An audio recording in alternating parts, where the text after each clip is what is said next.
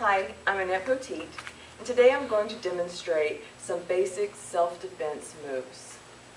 Violence is unfortunately a fact of life. Ask yourself, would you be able to defend yourself if someone were to physically attack you?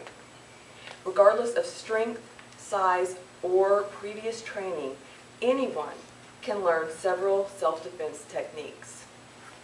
As a third-degree black belt, and I have been trained in self-defense, but as a mother, as a wife, as a college student, I am confident in knowing that if someone were to attack me or someone that I might be with, that I would be able to defend us in that situation. Today I will be talking about 4 key points of self-defense. First, prevention is the best self-defense. Second, the most effective body parts to hit. Third, how to maximize damage.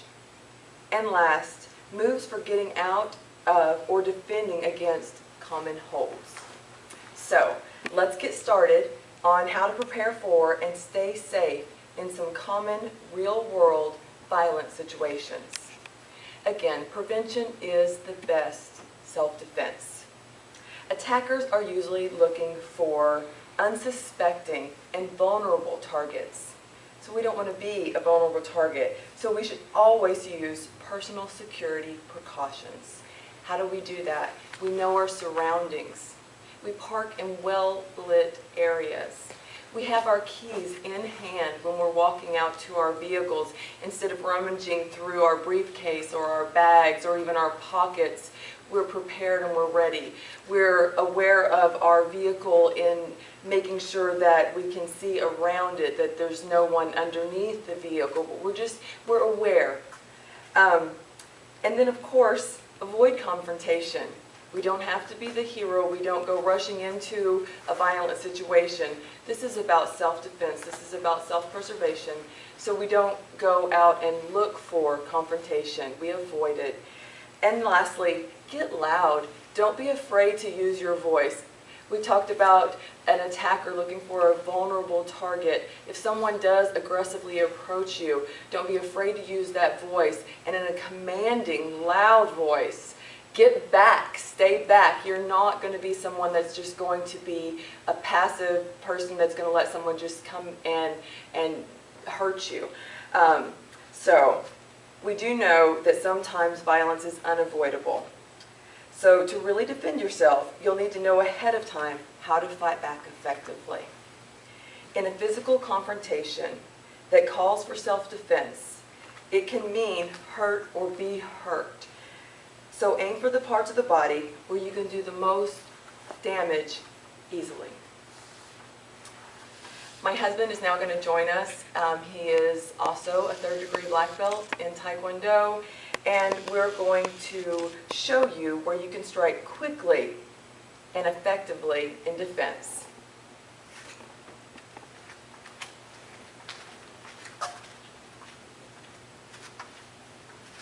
Okay, I want to start at the top. We're going to start at the eyes. We can use those eyes as a target by using our thumbs, almost like in a hooking motion right here to the eyes. We also can use our pointer fingers. Now this is fine, but we're going to reinforce that and we're going to bend it over and use the pointer finger, okay? Now also, we talked about the keys, all right? The keys are a great tool to utilize against this target. That may sound a little violent. We're talking about self-defense. We're talking about someone aggressively attacking you that is obviously trying to cause you bodily harm, okay? Now, we're going to move down just a little bit down to the nose. Now with the nose, you can use what we call the heel of the hand, and we can strike in an upward motion up against that nose, all right? You also can use the knife hand or ridge hand, and that's going to be the meaty part of the hand on the outside, on the pinky finger side, okay? And so we can come against the bridge of the nose, and you just want to tighten that hand up nice and tight. When we're demonstrating self-defense with our kids, we tell them it's like you're making a knife with your hand, so you're making a knife hand here, and we're going to strike here, okay, in an out to in motion, or again, you can go in to out. Now, if we move outside of the face, out to the ears, we can grab a hold of those ears, pinching the ears. That already is very uncomfortable, but now we're going to pull the ears and twist forward or backwards. Either way, it's very effective. Okay, we also can make a cup motion, cup shape with those hands, and we can, we're not going to do it full out here, we're just demonstrating, we're going to clap over those ears. That causes the ringing of the ears, that very uncomfortable. All right, so now we're going to move down just a little bit further, and we're going to go onto the neck. Now the neck is a larger target, so it's a lot easier to strike to your target. And you remember, the neck has got that carotid artery, the jugular vein, so this is a great target to utilize, okay? We can use that same knife hand we just talked about, and we can strike here or here. We can also use the reverse side of the hand, the thumb side, and we can tuck that thumb under. Now we've got the reverse ridge hand, a reverse knife hand, and we can strike against the side of the neck here. Now, we also have the elbow. And the elbow is such a great tool on your body to use. So you can strike against the neck right there.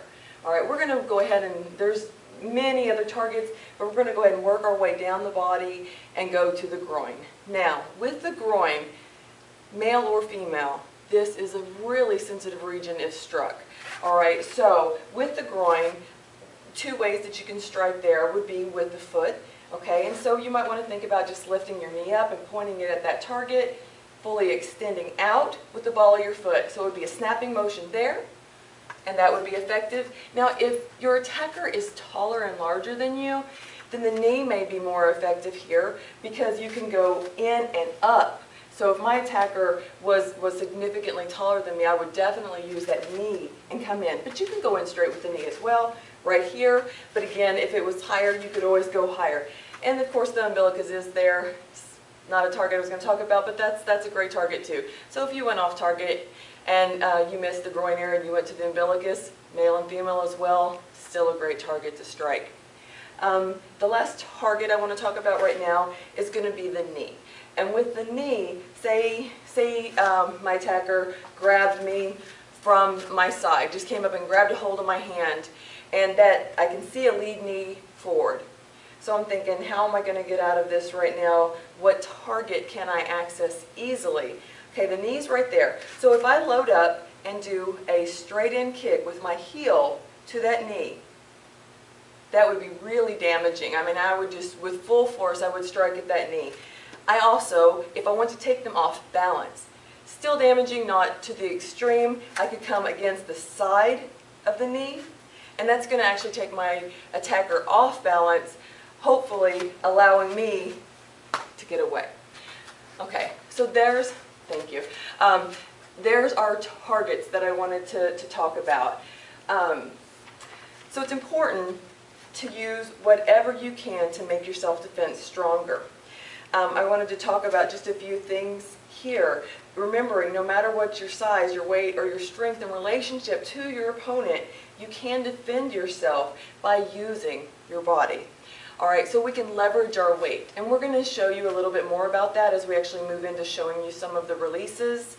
You can use those everyday objects. Again, I'm reinforcing those keys.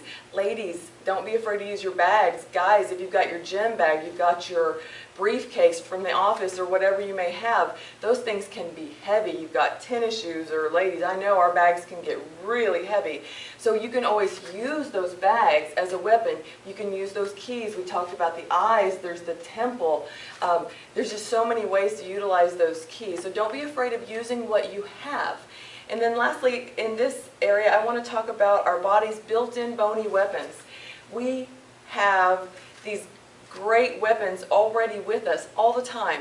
And starting with the head, I don't recommend using the head other than in just a last resort, but it is there, and the head is strong, and you can utilize that. If your hands were totally incapacitated and you felt like you didn't have a way to get out, you tried, and I'm going to show you a release to get out of a hold like this, but if you just felt like it wasn't working, what am I going to do? You have your head. Now you want to tuck your chin down and go in with the top of your head if you were going to use that as a defense. But you do have that option. We've also got our knees. Our knee is the strongest joint in our body. Okay, so don't be afraid to use it. We already talked about it with the groin. It can go into the sternum. You can take that knee into any major area, and you can definitely defend yourself with that because it is really strong. And then lastly, I wanted to show you your elbow. I've got a piece of wood here that's kind of the equivalent of a human rib, okay? So if I felt like I needed to defend myself with my elbow, I would have the option of looking at that and going, okay, what am I going to do here? So I could use my elbow as a defense tool, okay? It's bony, it's strong, and you can definitely use it, okay? So again, a great option. So, when you are in a confrontation, you've only got a few seconds and possibly a few moves to determine the outcome. Alright, so there are many ways a person can attack you. There's many ways you can defend yourself, but we're going to go over just a few that kind of reinforce what we've talked about today. We're going to start with a double wrist hold. Okay, so someone comes up, like I was showing you just a minute ago, and they're going to grab a hold of both of those wrists. So, what am I going to do? Well, for one, I'm going to use my body weight in my advantage, because whether the person has me outweighed or not, and if I'm struggling, I'm fighting, and they've really got a hold of me, and I might not be able to feel like I'm barely even budging out of their hold, but I can try to step back, causing them to come off balance. I'm still in control here of my balance. I don't feel like I'm off balance in that I might fall or anything like that. So now I'm going to think about using my voice. I'm going to think about using the heels of my hands. I'm going to think about those targets. I'm going to go for that nose. All right? So I'm going to step forward with everything I have and come forward and pop right into the nose area with the heel of the hands, hopefully causing just a little bit of damage against this person that's just grabbed me and getting away. That's the point. This is self-defense. We're trying to get out of a dangerous situation. All right, so now we're going to move on to a double choke. Someone coming up and actually grabbing a hold of you in a double choke position. They've left my hands open. That's great. All right, so many ways you can get out here, but we're going to do what I like to call the windmill. So we're going to take one hand up and under, and I'm going to meet the other hand underneath, okay? So I'm going to do a rotation here, what we call the windmill move, but I'm also going to use my body weight here with some leverage. I'm going to step forward as I rotate out. Now he might be still trying to hold on, and that's fine, okay, because my elbow is in prime position here to strike the ear, the temple, the bridge of the nose, all of those things that we've talked about. And I've got this knee right here that I can kick and get away. Okay, the last release that I wanted to show you today is going to be a bear hug from behind. Now, he's larger than I am. He's taken my hands out of the equation. What am I going to do? I'm going to think about using my body weight here. I'm going to think about targets that are easily available. So, what to do? I'm going to step out. Okay, so I'm going to take a big giant step out to the side. But when I do that, I'm going to get my fists ready. Okay, I'm going to, as I extend my arms into a W shape and just come out as much as possible, I'm going to strike backwards because I should be striking directly towards his head with this left hand. So I'm going to step out and strike wherever I might hit. We're right there at the eye level. That's good. Okay, we could have came in here at the nose, maybe even the mouth. All of those areas, just fine for striking. Now, one more thing. We've got another target that would be easily to access here. I'm going to go straight down to the groin. Okay? And then I'm going to get away. Again, these were just a few samplings of some self-defense moves that you might use to get out of holds and also to retaliate with using some of these targets that we talked about earlier. Thank you. So I want to recap. These, again, just a few. There are so many ways, again, that you might be attacked, that you would be able to defend yourself. But I just wanted you to be aware of a few of the options, a few of the samplings that are there. So hopefully, maybe some of this might be able to help you one day, or at least make you feel a little bit more confident. So always remember, use your safety, your security precautions. Nothing you own is worth more than your life. Know where to aim if you must defend yourself. Use what you have, and after defending yourself and inflicting injury, get away. I appreciate your time. Thank you so much.